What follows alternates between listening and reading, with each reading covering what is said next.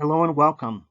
This training is to let you know how to secure funds for person-centered planning through Hennepin County, especially if you don't currently have an open waiver or you are using consumer-directed community support funds and you've maximized your budget. In addition, we'll also explain how to access person-centered planning funds through the home and community-based waiver if you have an open waiver, through the service family counseling and training.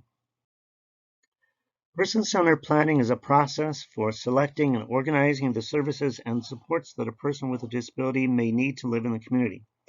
Most important, it's a process that is directed by the person who receives the support. Using facilitator and graphic recorder information, goals and objectives are captured and prioritized from the person's perspective. Person-centered planning meetings can often be really exciting and kind of a party-like environment where the person invites people that they really want to attend. They're the one that chooses who attends. They spend a lot of time exploring what the person's wishes are, desires are, unmet needs are, etc. And at the end of the meeting, a copy of the plan is presented to the person, including the graphic recordings. This page gives you an idea of various types of person-centered planning tools that are available. First, maps. Maps includes pages that reflect the person's history on one page, hopes on another page, challenges on another page, and goals on another page. The team goes through each of the pages specifically with the team, and then once it's complete, you'll have a more complete vision of what the person's hopes and dreams are, challenges, and goals in the future. Path is one of the tools that's pictured right here. It's more abstract. We have to do a little abstract thinking. If you look at this example, there's a star on the far right side. That's called the North Star. And that's where we can start and we can be creative and flexible and think about if the sky was a limit, where would we be? And then we go back into the arrow portion of the module, and we at the end of the arrow, what's probable and possible. So we have to be a little bit more concrete thinking, and then we start backwards talking about what do we do in 5 years, 4 years, 3 years, and then finally what do we need to do today to start for tomorrow to reach these goals and objectives.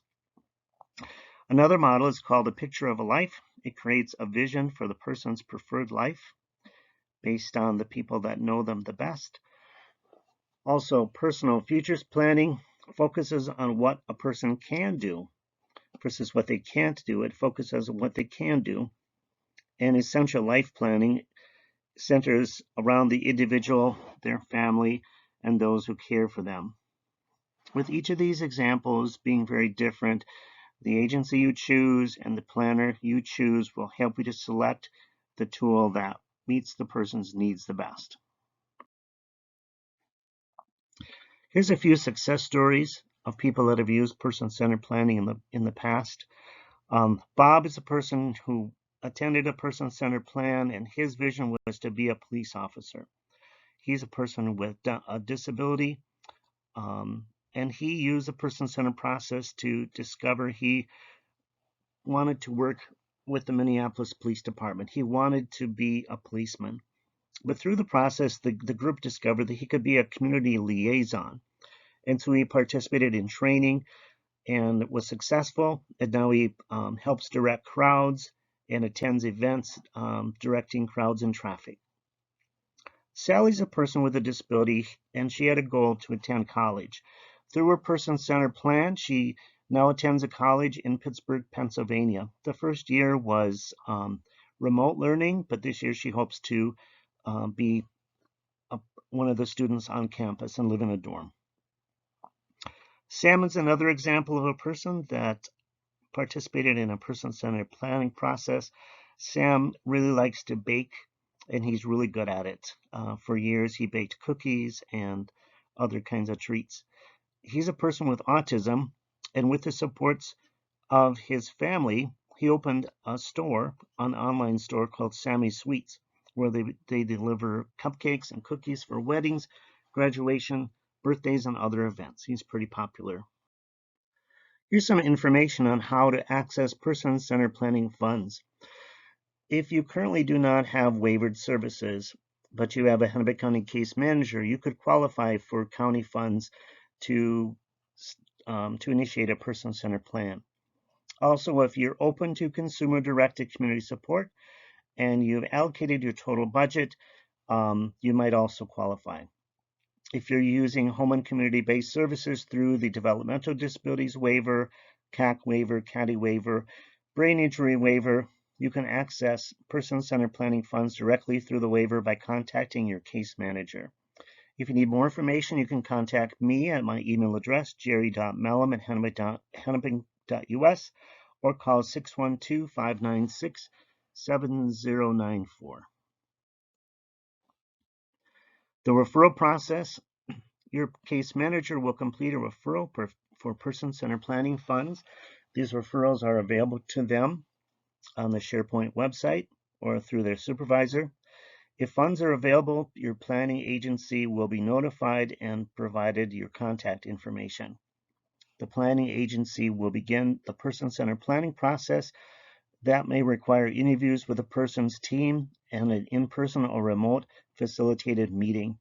When the plan is finished, you will be provided a copy and implementation of the plan will be finalized. Contracted planning agencies. Hennepin County, using county funds, has contracted with two agencies, the ARC Minnesota and Star Services in St. Paul. You don't need to contact them directly. Hennepin County will generate a referral and forward it to them on behalf of you so you can access person-centered planning funds. Each agency will help you to select the type of planning format that will be best to meet your needs, and they have certified person-centered planning staff available. A person can choose to who attends the meeting and who does not attend the planning meeting. That is up to the person receiving the plan. Final copies of the plans will be provided to the person when the process is complete.